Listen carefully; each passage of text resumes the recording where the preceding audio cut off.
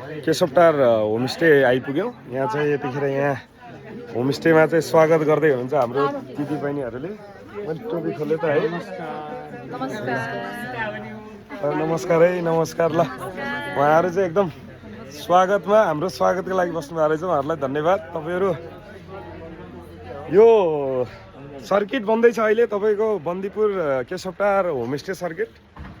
त्यही अन्तर्गत हामी अहिले केशवटार होमस्टे आइपुगेका छौँ। यहाँको चाहिँ हाम्रो गाउँपालिका अध्यक्षज्यू, वडा अध्यक्षज्यूहरू लगायत हामी सिङ्गो बन्दीपुर गाउँपालिकाको टोली, त्यहाँका समाजसेवी दाजु दाई लगायत यहाँ हाम्रो बय सर हुनुहुन्छ। हाम्रो चाहिँ पर्यटन शाखा प्रमुख हुनुहुन्छ यहाँनिर। मजाले हामीलाई तपाईँहरूलाई एकचोटि म यो ठाउँमा स्वागत गर्न चाहन्छु।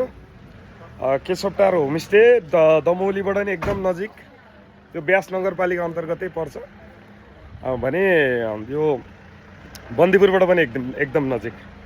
तपाईँहरू आउन चाहनुहुन्छ भने हामीसँग फेरि यस्तो भिलेज सफारीको पनि व्यवस्था छ यहाँनिर। बन्दीपुर भिलेज सफारीको पनि तपाईँहरू चाहनुभयो भने, यो गाउँहरू एक्सप्लोर गर्न चाहनुभयो भने बन्दीपुर भिलेज सफारीलाई सम्झिनु भयो भने पनि तपाईँहरू यो ठाउँको ठाउँ रमणीय ठाउँ घुम्न आउनको लागि चाहिँ एकदम सहज हुन्छ। हेर्नुहोस् यहाँ कति मायाले, कति आनन्दले स्वागत गर्नुभएको छ।